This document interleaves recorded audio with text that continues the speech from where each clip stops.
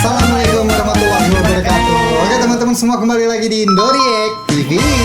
Masih bersama saya Bang Anton dan Evi yang satu cerita. Oke.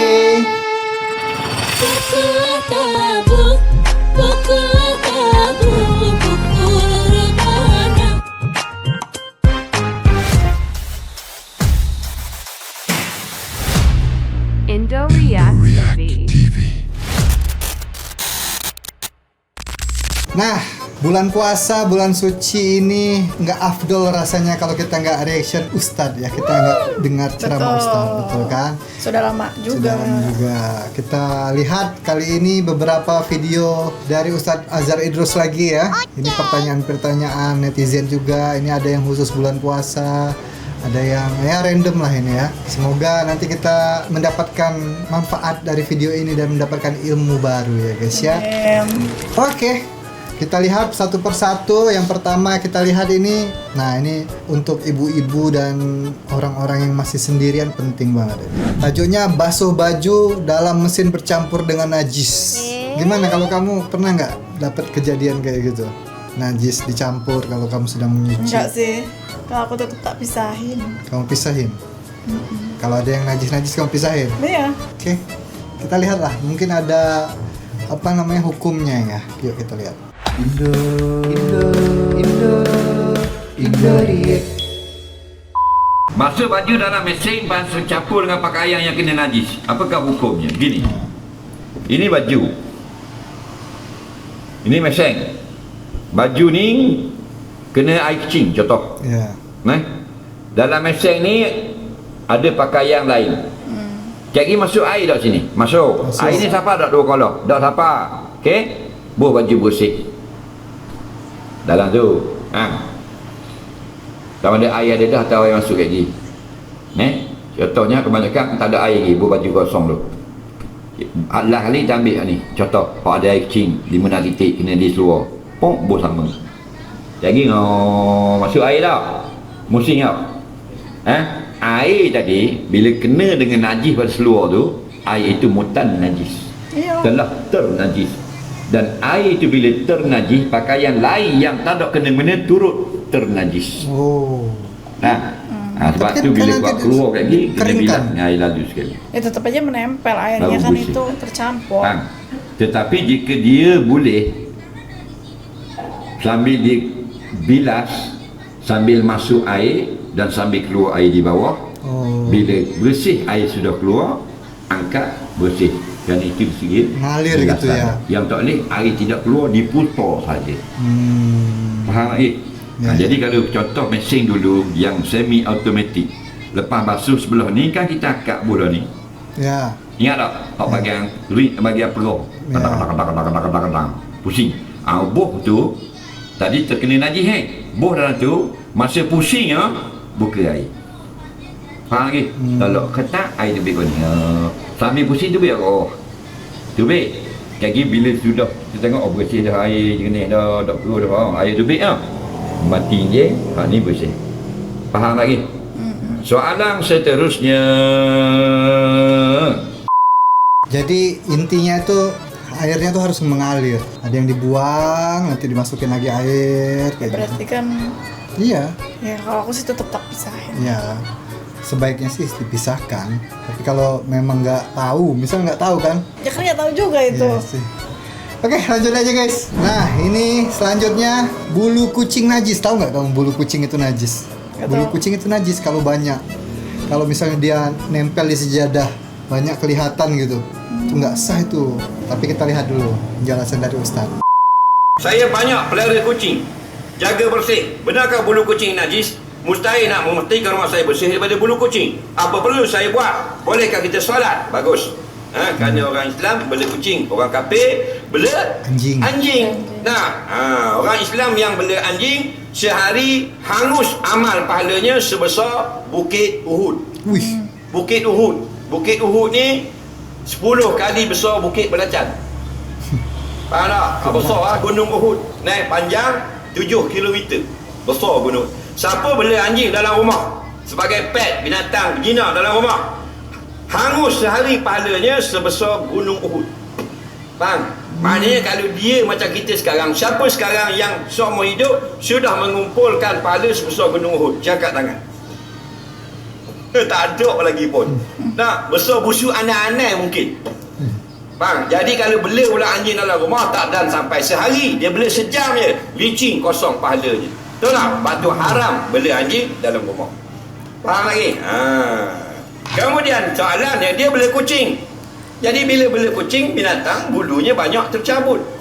Nah, biasa tercabut lah. Bela ayam tercabut bulu, bela lembu cabut bulu, bela monyet cabut bulu, bela kucing cabut bulu, betul tak? Yang payah tercabut bulu, bela kura-kura. Dia payah cabut bulu kura-kura. Faham lagi? Kura-kura. Jadi bila bulu kucing tercabut, adakah rumah saya jadi najis? Dengar baik-baik. Setiap binatang yang kalau kita sembelih pun tak boleh makan, bulu yang tercabut saja najis, bulu yang di badan tidak najis. Binatang ada dua jenis. Satu al-ma'kul, yang kedua ghairul ma'kul. Binatang pertama ma'kul, binatang yang halal dimakan. Bika sembelih. Contoh ayam, lembu, unta, biri-biri. Bang.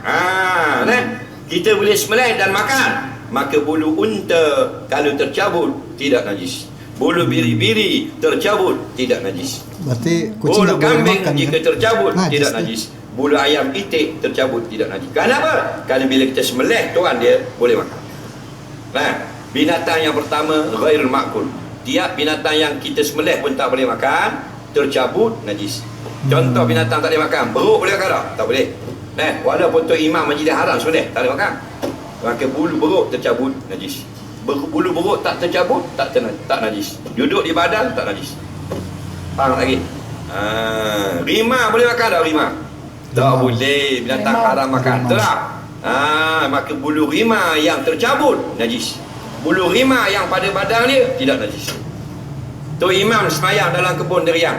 Contoh semayang asar. Duduk tayat awal, rimau mari. Rimau tu gatal, dia gesek di belakang imam. Bang, tak besar dalam 5 piko. Lagi. Nampak dia gesek. Batal tak semayang imam? Tak batal. Kerana rimau bukan binatang najis. Okey? Tapi kalau tercabut banyak, batal semayang. Nanti dulu nak cerita kucing ni. Baik, berbalik kita kepada kucing. Yang tercabut najis, yang tidak tercabut pada badannya tidak najis. Kita tengah semayang, tayat awal, kucing mari duduk atas riba, tak ada masalah. Okey? Ambil mana ulama tercabut itu najis? Daripada hadis ma kuti'a min hayyin Baru fahiya banyak dia tu, Nabi baru sebut jelas kelihatan apa gitu. yang tercabut dari binatang hidup Ya, kalau pokoknya sedikit kan yang kadang bangkai, kelihatan. iaitu najis. Faham lagi? Jadi bulu kucing ini pendapat yang muktamad. Dengar baik-baik. Pendapat yang paling kuat yang dipetuakan, jika sedikit 2-3 helai dimaafkan. Apa maksud maaf? Dia tetap najis tapi dimaafkan semayang kita sah. Jika banyak sangat dikira membatalkan semayang. Ya, Itu pendapat yang muktamad. Mana-mana ada ustaz murabi mai mengajar lagu tu, betul lah tu. Pendapat yang kedua, banyak pun dimaaf. Asal jangan kita yang tercabut sendiri. Contoh lepas kita semayang, kita tengok di kain kita berpuluh-puluh bulu kucing. Kaul dhaif, maaf. Ada dalam kitab Asnan Matalib, kitab An-Najasatu Ma'fuwah, boleh rujuk. Okey? Banyak pun, tapi kaul itu kaul yang lemah. Kaul dhaif dia panggil. Kaul dhaif kita orang awam boleh ikut. Jadi mufti tak boleh fatwa. Faham lagi? Kita bukan mufti, kita orang awam. Siapa nak pakai kaul dhaif, banyak pun dimaaf. Okey? Selesai masalah. Soalan seterusnya. Jadi kalau banyak kelihatan gitu, misalkan biasanya kan kucing di sejadah gitu kan, kelihatan kan dari dekat kelihatan banyak gitu. Nah itu batal itu. Kalau cuma sehelai, 2 helai, 3 helai, ya kan nggak kelihatan, kita juga nggak tahu, ya dimaafkan. Karena kan nggak terlihat juga kan Ya. kalau sedikit. Oke, lanjut lagi. Nah ini penting ini bagi pasangan ini ya guys ya, untuk suami istri ini. Denda bagi pasangan yang melakukan persetubuhan ketika berpuasa. Nah, ketika berpuasa dia bersetubuh, apa hukumnya? Dendanya, ada dendanya enggak? Ketika berpuasa ini ya, bukan Bukan sebelum. sebelum imsak. Yuk kita lihat. Sekiranya pasangan yang berpuasa melakukan persetubuhan, apakah denda puasa yang dikenakan pada mereka? Terima kasih. Baik. Soalan seterusnya masih sensasi. Pasangan suami isteri, contoh, mereka melakukan persetubuhan ketika berpuasa. Apakah dendanya? Dengar baik-baik. Bila kita dengar baik-baik, insya-Allah kita akan faham jawapan. Teruskan kutip Anwar Zain. Jadi faham baik-baik ya. Suami isteri melakukan jima' persetubuhan ketika berpuasa Ramadan. Apakah denda dia? Dengar baik-baik. Sebab bila kita dengar baik-baik, kita akan faham jawapan. Bila kita faham jawapan, betul tak? Kita akan dapat manfaat untuk diri kita. Bila kita dah faham jawapan, insya-Allah simpan kemas-kemas dalam motherbox.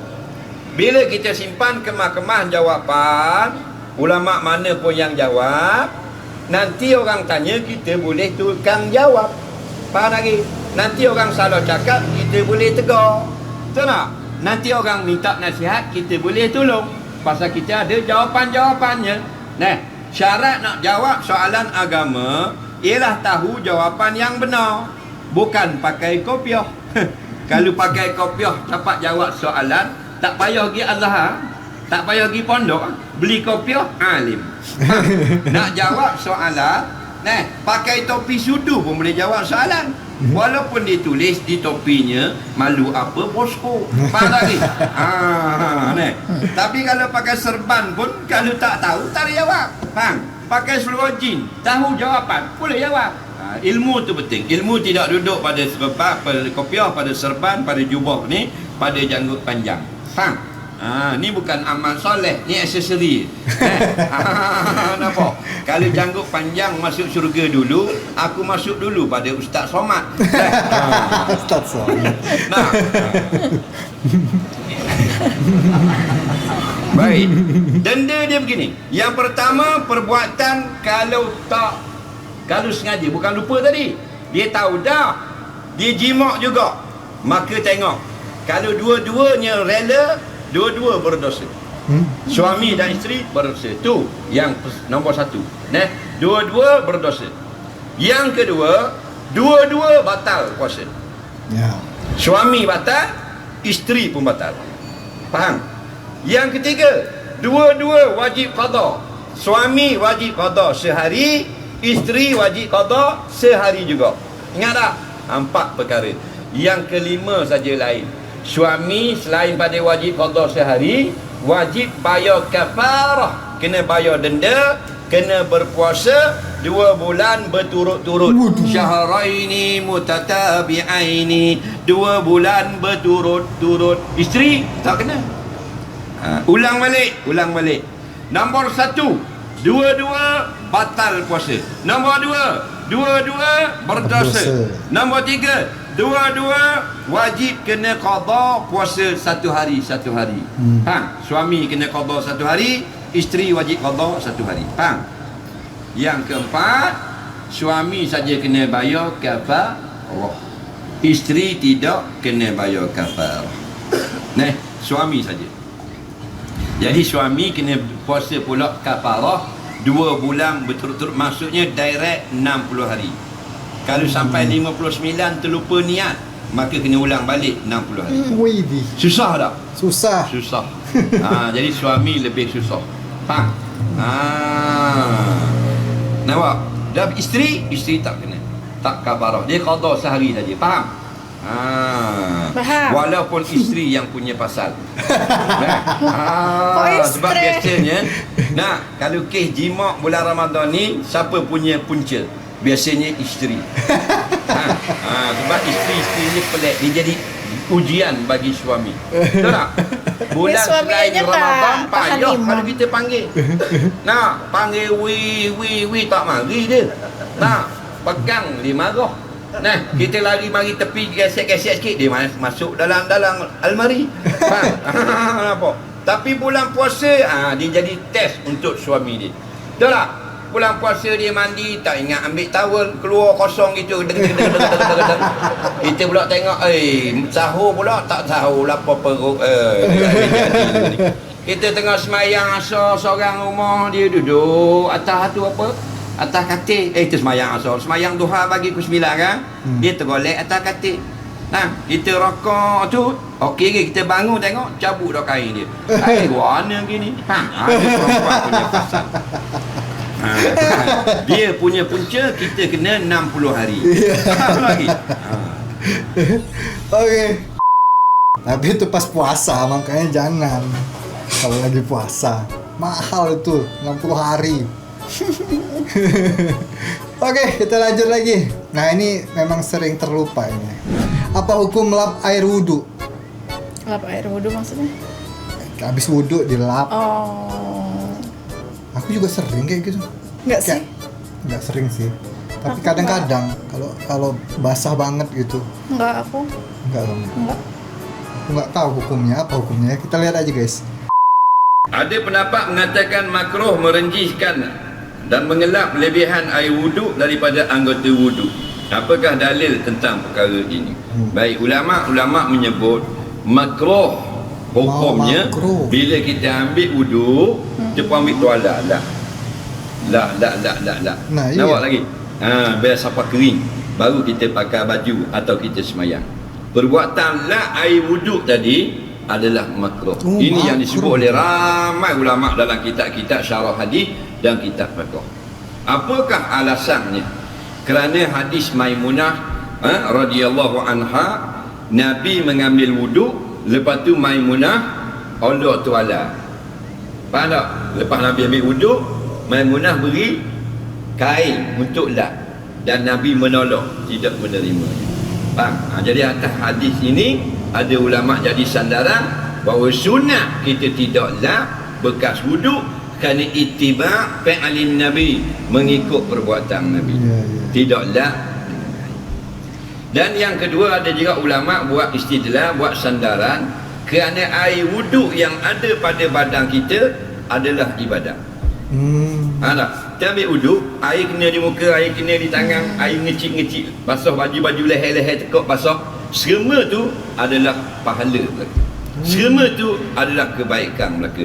Maka kita gilak buang kebaikan yang ada pada badan adalah tak comel. Maka biar dia kering sendiri. Al-wudu nurun. Nabi kata wuduk itu cahaya. Jadi kita gilak buang cahaya. Kita pergi buang asarul ibadah. Kita lak pergi buang kesan-kesan ibadah. Maka tidak merugikanlah. Maka ulama pun fatwa, janganlah bekas wuduk. Melainkan kalau kita tak lak, jadi basuh jeruk, baru boleh lak. Kalau kita tak lak, jadi patik sawa baju putih kita, maka baru boleh lak. Jadi asalnya makruh. Faham? Aku sering, bukan nggak sering sih. Kadang-kadang itu memang kulap karena terlalu basah gitu kadang-kadang. Nah, berarti aku membuang kebaikan ya, membuang cahaya dari badanku. Ya kan? Ya makanya kamu nggak bercahaya. Oke, jangan diulangi lagi ya guys ya. Kita jadi sudah tahu aku hukumnya makruh gitu. Nah, ini penting juga ini yang terakhir ini ya guys ya. Hukum ziarah kubur di hari raya. Nah, kebanyakan. Banyak ini. Tapi nggak tahu lah, kita dengar aja hukumnya apa dari Ustaz ya. Hukum ziarah kubur hari raya. Bagi soalan yang terakhir, ziarah kubur hari raya, nampak tak? Haram hukumnya pada hari raya haji dan hari raya puasa kita ziarah kubur telanjang. Tu jawab. Faham lagi? Haram. Pasal apa haram? Pasal telanjang. Dah lah pakai baju macam biasalah tutup aurat. Kalau tutup aurat tidak ada nas yang melarang. Bahkan itulah suruhan Rasulullah. Nabi kata kuntu nahaitukum an ziyaratil kubur fazuruha fa innaha tuzakirul akhirah. Dulu zaman jahiliyah kamu tidak dibenar ziarah kubur. Sekarang kamu sudah mantap dengan ilmu-ilmu Islam. Sahabat aku ngaji belaka dah. Ziarahlah kubur. Kerana ziarah kubur mengingatkan pada akhirat. Iya, mengingatkan kematian. Dan kalau ziarah hari raya, sunat. Hari tak raya, sunat juga. Jadi hukumnya, sepanjang tahun 365 hari setahun, sunat ziarah kubur. Dan yang kata yang tak betul, kita anggap hari raya saja sunat ziarah kubur, hari lain tak sunat. Ini salah. Situ baru salah. Dah apa dia pergi ziarah hari raya saja? Itu yang kita nak marah. Pasal dia balik cuti raya je. Kan dia duduk kerja di Johor kan? Takkan duduk Johor balik ziarah kubur. Mesti balik kampung dulu baru ziarah kubur. Faham tak? Ya. Takkan duduk Johor naik kereta pergi ziarah kubur kejap pagi 4 jam jalanan, lepas tu naik pula 4 jalanan, ziarah kubur 5 minit. Jauh. Dia balik raya. Bila balik raya, mula apa? Geng-geng yang balik raya, yang duduk merantauan, balik ziarah kubur hari raya atau petang nak raya. Kita orang duduk kan kampung apa ziarah hari raya je. Hari raya langsung ziarah Kita duduk kubur. kampung dah ziarah hari lain boleh. Bayang, Nak tunggu dia juga. Salah situ. Jadi dia betul, kita salah. Apa dia betul? Pasal dia balik cuti raya. Kita dah cuti dah, duduk kampung dah. Takkan nak tunggu raya. Asal raya kat baru nak pergi. Mak ada bawa kendi jiruh kubur cik Kita bawa ni jiruh juga, apa jiruh. Dah salah kubur je kekek. Dah setahun sekali baru pergi, raya baru pergi ni dah ingat. Itu dekat dengan pokok. Dia ni nampak pokok jadi banyak dah. Orang manusia tau, pakai duduk kan. Nah, dia kata ayah kita ni pasal nisan bulat. Nisan bulat kan ayah muda kau, ayah pun nisan bulat kau. Nah, jadi biar faham, jangan kita gaduh nak hukum. Dia ni dia fatwa, ziarah kubur hari raya haram. Ni orang jahil. Jangan pakai golongan jahil. Pura-pura jadi Jahiliah. ustaz, pura-pura jadi tu guru, kononnya pandai hadis, pandai apa, mengeluarkan fatwa bi ghairi ilmi fa aftau bila ilmi. Nabi pesan dah, akhir zaman ada orang yang belagak pandai beri fatwa tanpa ilmu, fadallu, mereka sesat, wa adallu, mereka menyesatkan manusia yang lain. Ziarah hari apa pun silakan. Siang dan malam harus. Cuma orang yang jenis takut, makruh ziarah pada waktu malam. Faham? Orang jenis takut kan? Nah, dengar tapi waktu-waktu ni orang yang pinjau lagi. Takut sangat. Jadi boleh ziarah hari raya, pagi raya, petang raya, tak boleh ziarah pun tak berdosa kerana hukumnya adalah sunat saja. Dan satu lagi peringatan, bila berhari raya ini kita jangan lupa takbir. Walitukabbirullaha ala ma hadakum. Hendaklah kamu takbir besarkan Allah kerana Allah pilih kita Islam, iman, duduk pula dalam jamaatul ulama bersama alim ulama. Besar dah nikmat Allah beri pada kita. Walitukabbirullaha, jangan duk-gaduh ke sate saja, jangan duk-gaduh ke nasi dagang saja. Siapa kamu lupa walitukabbirullaha, untuk bertakbir pada Allah pada startnya petang malam hari raya sampai ke pagi hari raya. Sebutlah ramai-ramai anak beranak ngayah ngetuk ngetuk orang ngetuk ni ngadik susu ngemak. Allahu akbar, Allahu akbar, Allahu akbar, la ilaha illallah walillahil hamd. Kata gitu insya-Allah masuk dalam ayat walitukabbirullaha ala ma hadakum wa alakum tashkurun. Kamu besarkan Allah, takbir Allah pada malam raya, tanda terima kasih Allah pilih kita, beri hidayah pada kita, beri puasa, beri raya, beri agama. Maka kamu jadi orang-orang yang bersyukur. Wallahu a'lam. Bismillah.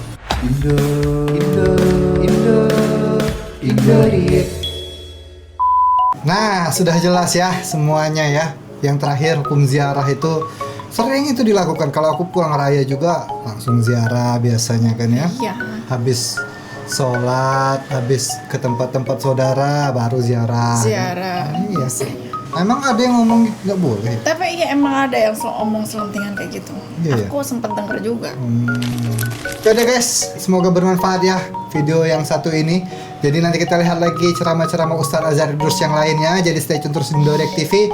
Dan untuk teman-teman yang belum subscribe dulu. Jangan lupa juga di like, di share, dibagikan video ini ke teman-teman kalian, ke sosial media kalian juga boleh. Mohon maaf kalau kami berdua ada salah-salah kata dan salah-salah ucap. Sampai ketemu lagi di video selanjutnya. Akhir kata, Assalamualaikum warahmatullahi wabarakatuh. Bye-bye.